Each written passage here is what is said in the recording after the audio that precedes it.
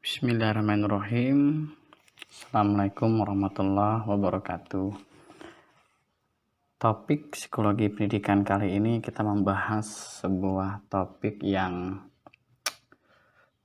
paling kontroversi di dalam psikologi, yaitu tentang kecerdasan, intelijensi.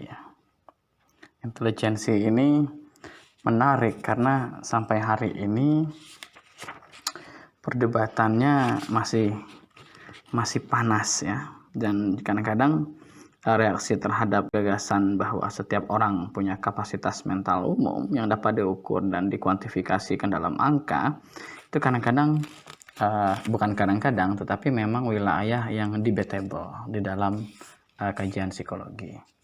Saya akan mengantari sedikit tentang kecerdasan, sejarah, kemudian beberapa teori mengenai kecerdasan yang populer di dalam psikologi.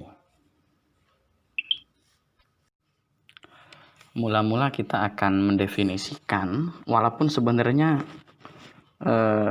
intelijensi ya ini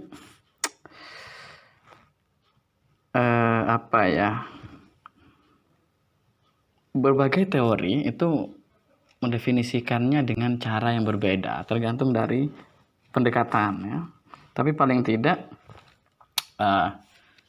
kita bisa mengambil benang merah kesimpulan umum ya tentang apa itu intelijensi atau kecerdasan. Kecerdasan menurut Santrok ya, John Santrok dalam bukunya Educational Psychology menyebutkan bahwa kecerdasan itu merupakan keahlian memecahkan masalah dan kemampuan untuk beradaptasi pada dan belajar dari pengalaman hidup sehari-hari. Ada beberapa kata kunci seperti memecahkan masalah, kemampuan beradaptasi, ya, belajar dari dan untuk pengalaman hidup sehari-hari. Saya meletakkan dua definisi di sini. Yang kedua dari Steinberg ya, Robert Steinberg, yang salah satu pakar kecerdasan ya. Dia menyebutkan bahwa kecerdasan itu merupakan kemampuan mental ya, yang diperlukan untuk adaptasi, kemudian seleksi dan membentuk dan dibentuk ya dari konteks lingkungan tertentu. Jadi sebenarnya kecerdasan itu tidak hanya melulu mengenai IQ. Nanti kita bahas tentang IQ ya. IQ hanya salah satu dari aspek kecerdasan ya.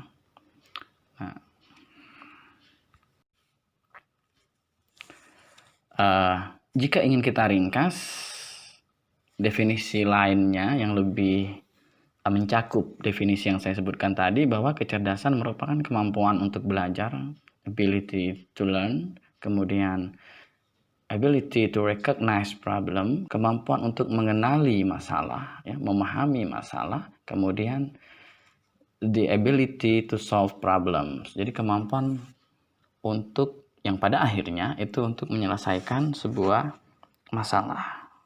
Nah, intelijensi dalam psikologi pendidikan itu masuk ke dalam variasi individual, ya, perbedaan individu. Ada kecerdasan, kemudian ada lagi perbedaan dari sisi budaya, kemudian ada lagi perbedaan dari kepribadian dan temperamen. Tapi saya fokus ke kecerdasan. Ini sejarah ringkas tentang kecerdasan ya. Mula-mula itu tahun 1904, bahkan sebelumnya pada awal abad 20 itu ada tokoh namanya William Stern. William Stern ini yang pertama kali mengemukakan istilah IQ, Intelligence Quotient ya. Intelligence Quotient ini itu sebuah konsep sebenarnya, tapi karena sudah kadung populer diterima di masyarakat, dia menjadi sebuah kebenaran.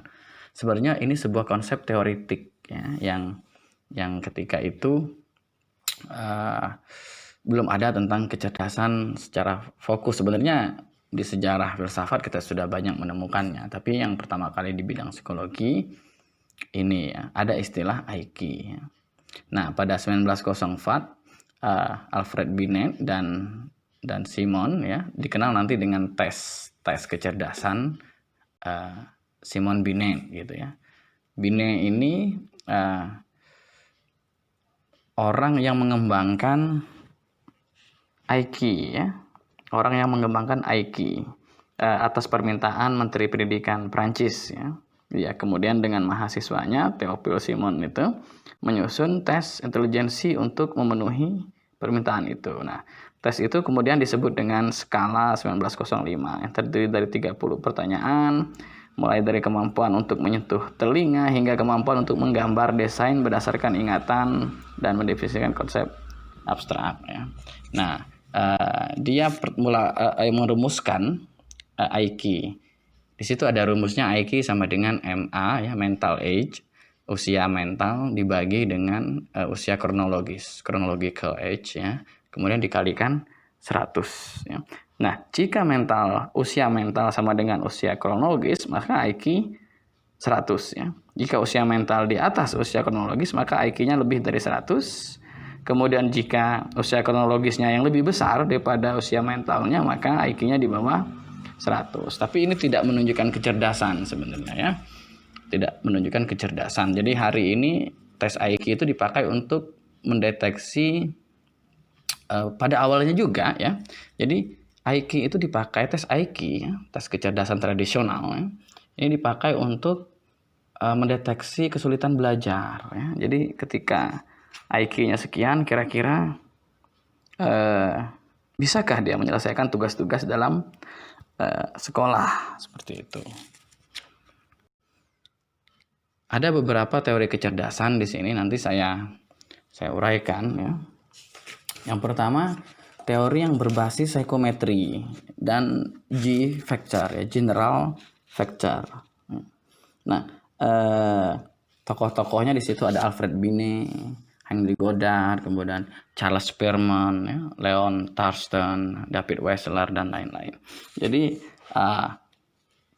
kecerdasan sejak ada teori ini, kecerdasan itu mulai bisa diukur, ya.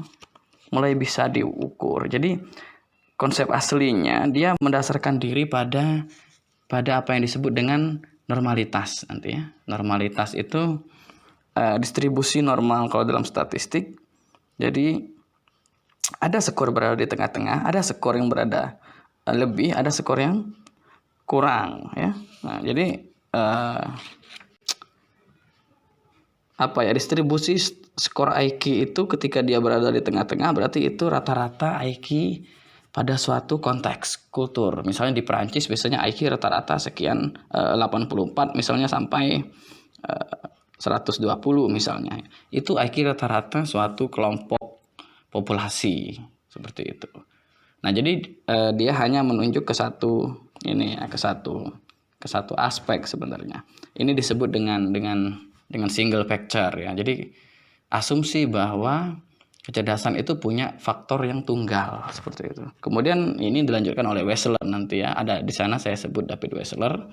David Wechsler itu ngetop sekali ya. Ada nanti alat tesnya disebut dengan WPPSI ya. Kemudian ada WIS ya, ada WISE untuk anak untuk dewasa ya. Jadi sama sebenarnya Wechsler, Binet, kemudian Guilford nanti ya, Spearman, kemudian Thurston, rata-rata pendekatan yang dipakai adalah pendekatan psikometri, pendekatan matematis ya, pendekatan matematik dalam mengukur kecerdasan. Misalnya di Thurston di situ ada kemampuan mental utama ya. Dia menyebutnya misalnya ada asosiatif memori, kemudian kemampuan numerik ya, kecepatan perseptual, penalaran, visualisasi spasial, kemudian pemahaman verbal sama kefasihan kata ya. Jadi ada verbal dan non verbal seperti matematik seperti itu. Spasial juga gambar nanti pencocokkan gambar, kemampuan ruangnya. Nah, itu yang dipakai hari ini. Sebenarnya itu sebenarnya pendekatan kecerdasan tradisional. Kemudian ada lagi yang kedua yaitu teori inkremental. Tokohnya misalnya David Perkin dengan Carol Dweck ya. Asumsinya semua orang bisa dikatakan cerdas. Setiap orang bisa belajar dan upaya yang dilakukan seseorang akan membantunya mencapai tingkat keyakinan dirinya dan membuatnya menonjol secara intelektual. Asumsi ini nanti dipakai juga dalam teori atribusi ya, mengenai persepsi kesuksesan dan kegagalan seperti itu. Nah, kemudian itu ada gambarnya di bawah. G faktor itu general faktor ya. Kemudian nanti dibagi lagi menjadi spesifik oleh Thurston ya, spesifik faktor ya. Jadi kecerdasan umum itu merupakan kumpulan dari elemen-elemen kecerdasan spesifik, sepertinya misalnya memori asosiatif, kemampuan angka, kemampuan verbal, kemampuan spasial ya, dan lain-lain. Nah, di sini bisa kalian lihat ya, ada teori dua faktornya Spearman ya, mental energy disebut dengan G itu general ya. Ada vocab ya, ada reading comprehension ya, jadi pemahaman dalam membaca, penguasaan dalam membaca. Kemudian ada asosiasi kata, kemudian ada kemampuan matematika. Di gambar ada G dan ada S. S itu disebut dengan spesifik ya. Jadi pengetahuan tentang kata, pemahaman dalam bahasa ya, kemudian pengetahuan matematika. Begitu juga dengan misalnya hierarki teori ya, teori yang bersifat hierarki, sama seperti itu. Guilford juga seperti itu ya, ada produk kognitif, ada operasi mental, ada konten ya. Jadi ini teori-teori yang mendasarkan diri pada pengukuran psikometrik. Selanjutnya ada juga punya Goodman, misalnya Goodman itu sama. Jadi general factor di breakdown menjadi beberapa kemampuan spesifik ya, specific ability, seperti misalnya spatial ability, verbal ability, reading comprehension, vocab, matematika, dan seterusnya seperti itu. Nah, ini lumayan bertahan lama ya, teori yang seperti ini lumayan bertahan lama. Ini hanya salah satu pendekatan teori ya. Jadi banyak cara mendekati kecerdasan ya, tapi sudah kadung populer, seolah-olah IQ Anda sekian, nanti ya Anda tidak pintar. Tidak ya, dia tidak untuk menentukan itu sebenarnya, tapi hanya untuk menentukan sulitkah dia belajar nanti. Sebenarnya tes IQ itu untuk mendeteksi gejala klinis sebenarnya ya, untuk mendeteksi gangguan apakah seorang anak mampu belajar atau tidak. Jadi dia tidak menunjukkan kecerdasan tertentu sebenarnya. Apalagi wacana dan kajian tentang kecerdasan hari ini ya. Kemudian teori yang selanjutnya itu teori neuron. Teori neuron ini berdasarkan basisnya adalah neurologi, neuroscience, berbasis pada otak ya. Otak dapat cerdas dengan melakukan tugas-tugas yang menantang dan membuat koneksi neural baru serta menciptakan pathway di otaknya, jejaring-jejaring ya. Seperti jadi semakin banyak pengalaman dan hal-hal yang menantang, maka jejaring neural di otaknya itu akan semakin banyak dan akan semakin kompleks dan semakin kokoh ya. Jadi menghubungkan satu makna dengan makna lain, pengalaman satu dengan pengalaman lain, pengetahuan satu dengan pengetahuan lain ya. Banyak sekali tokohnya ya.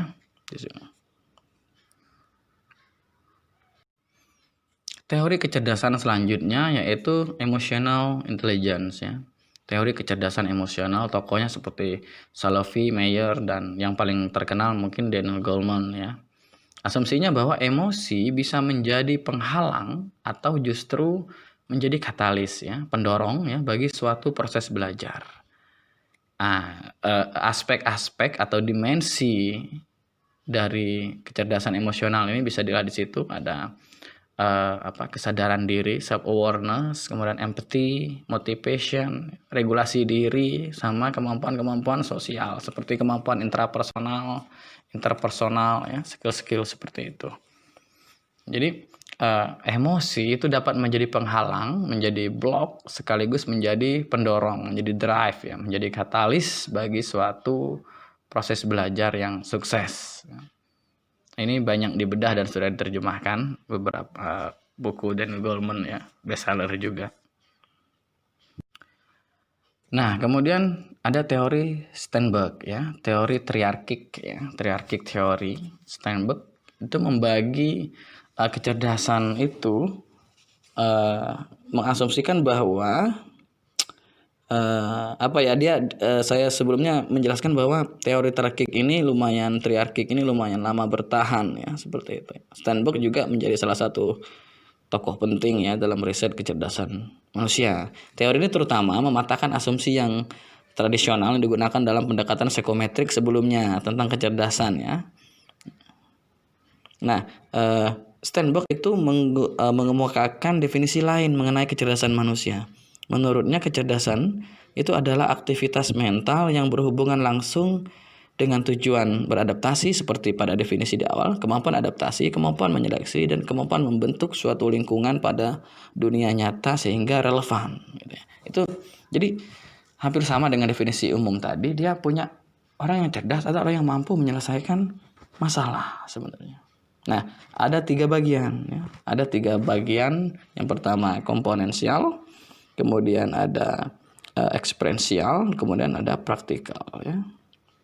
Jadi asumsi penting dalam teori ini yang pertama, kecerdasan itu bisa dikembangkan. Karena dia kemampuan beradaptasi, menyeleksi, dan membentuk sebuah lingkungan untuk menyelesaikan masalah. Ya. Nah, ada tiga dimensi dari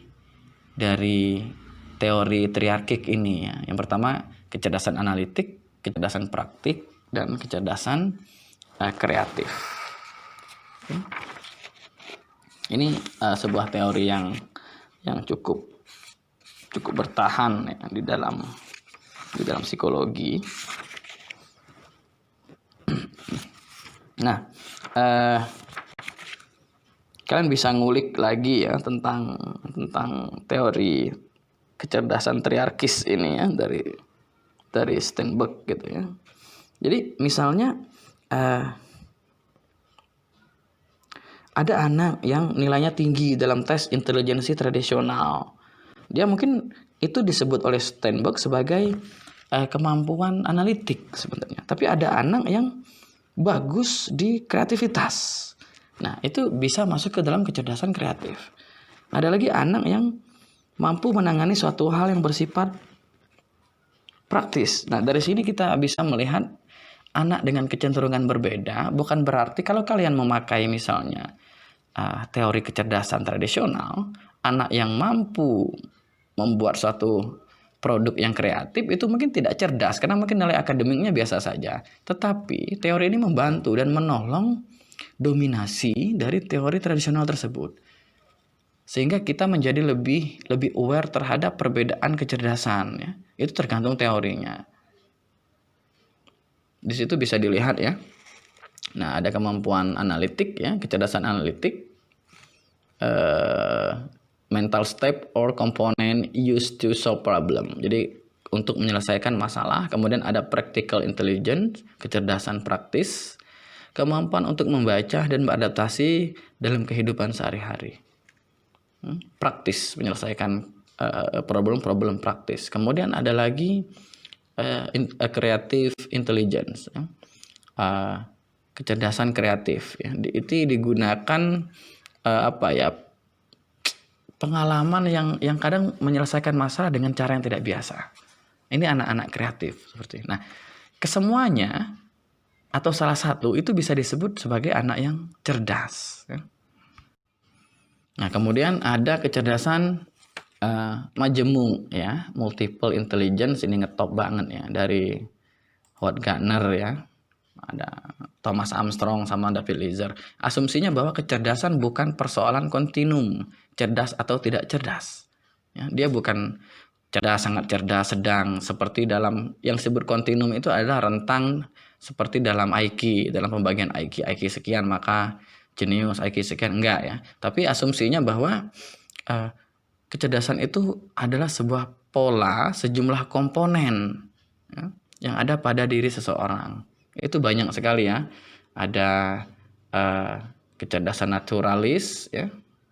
Jadi kemampuan membaca alam seperti aktif di kegiatan-kegiatan yang mendorong ekologi misalnya, cinta lingkungan segala macam. Kemudian ada kecerdasan musikal di situ. Ada kecerdasan logikal matematikal, ini seperti kecerdasannya reasoning pada Guilford, kemudian kecerdasan analitik pada Steinberg ya. Ini mungkin yang hanya beberapa bagian saja yang ada dalam tes IQ misalnya, paling spasial, linguistik sama logikal, matematikal. Hanya itu saja. Padahal masih ada lagi kecerdasan intrapersonal ya, memahami dirinya sendiri ya. Apa yang dirasa, apa yang dia ingini, seperti itu. Kemudian ada kecerdasan kinestetik tubuh ya, bodily kinesthetic, seperti misalnya kemampuan yang luar biasa dalam mengkoordinasi antara pikiran dan tubuh, misalnya pemain sepak bola ya, Cristiano Ronaldo misalnya. Ada kecerdasan linguistik ya, dapat menemukan kata yang tepat. Ini misalnya orang-orang yang bekerja di bidang humas misalnya, mungkin dia rendah di kemampuan matematika, tetapi bagus bagaimana memberikan sugesti, memberikan persuasi kepada publik, memberikan himbauan, informasi yang jelas. Dia bisa membuat kalimat menjadi efisien misalnya. Nah, kemudian interpersonal ya. Interpersonal itu lebih ke social skill. Ini seperti social skill dalam kecerdasan emosionalnya Daniel Goleman yang tadi. Kemudian yang terakhir kecerdasan eksistensial ya. Eksistensial ini pertanyaan-pertanyaan besar, big question dalam hidup ya. Mungkin kalau dalam agama ini disebut dengan kecerdasan spiritual ya. Jadi kemampuan untuk lebih memaknai lebih dalam di balik apa yang tampak ya.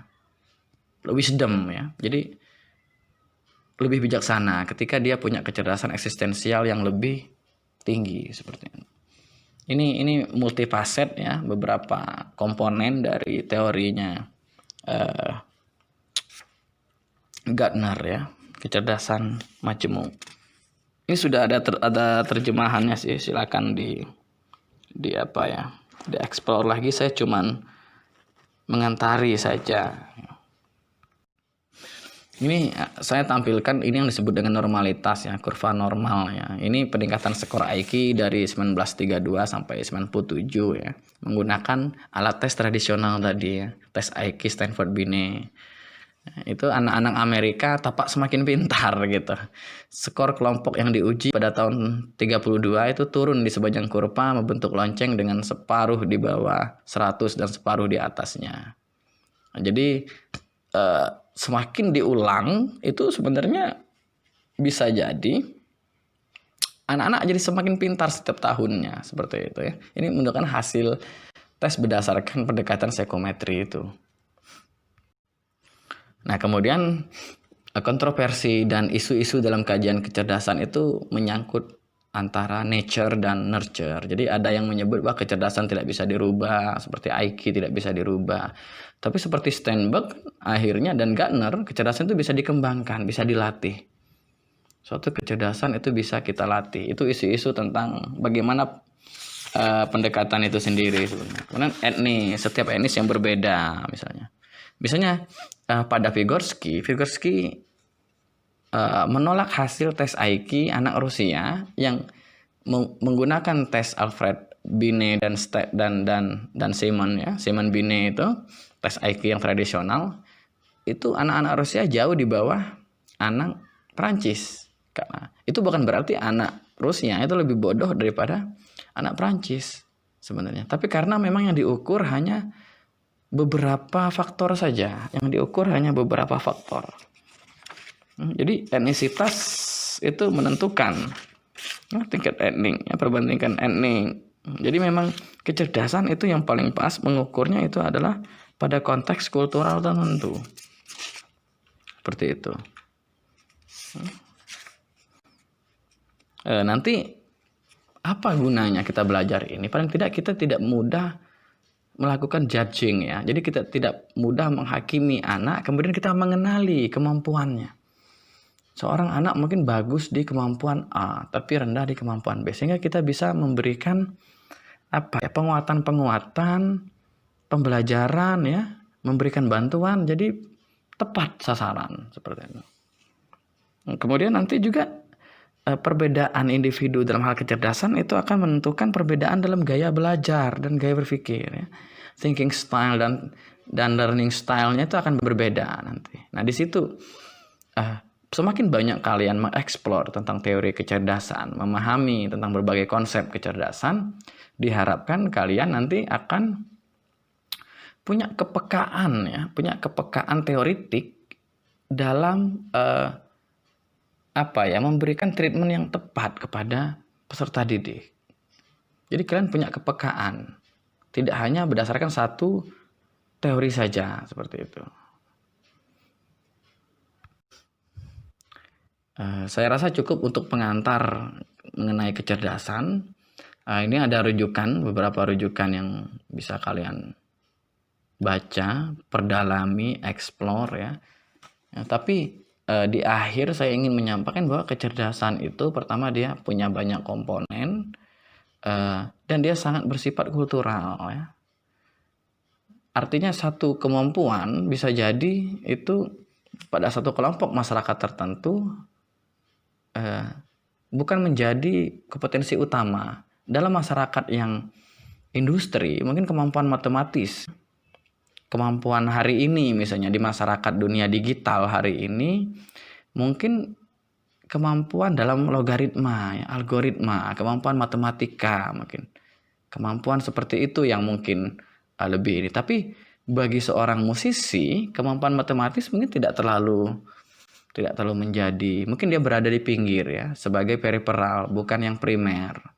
Adalah kemampuan bagaimana mengenal nada, mengenal ritme dan timbre ya. Jadi kemampuan membuat harmonisasi itu yang lebih penting daripada kemampuan matematis pada musisi, pada pemain, pada atlet misalnya. Pada atlet juga sama. Mungkin koordinasi antara pikiran dan tubuh itu mesti lebih banyak dilatih ya daripada misalnya di kemampuan matematis seperti itu ya. Jadi perbedaan kemampuan itu menunjukkan juga perbedaan kebutuhan dan lihat juga dalam konteks luas ya. Masyarakat hari ini butuh yang seperti apa seperti itu. Nah, karena akan jarang kita menemukan seseorang yang memang dia punya berimbang di segala lini, misalnya dalam teori Steinberg ya, kemampuan analitisnya bagus, kemampuan praktisnya bagus, sama kemampuan dalam Steinberg itu triarkiknya tadi, kemampuan praktisnya juga bagus, kemampuan kreatifnya bagus ya. Jadi itu belum tentu sebenarnya. Jadi perbedaan kecerdasan, bagaimana kalian melihat kecerdasan itu akan membedakan ya, bagaimana anak diberi treatment seperti itu. Saya rasa cukup penjelasan dan pengantar saya mengenai kecerdasan. Lebih kurangnya saya mohon maaf, semoga bermanfaat. Wassalamualaikum warahmatullahi wabarakatuh.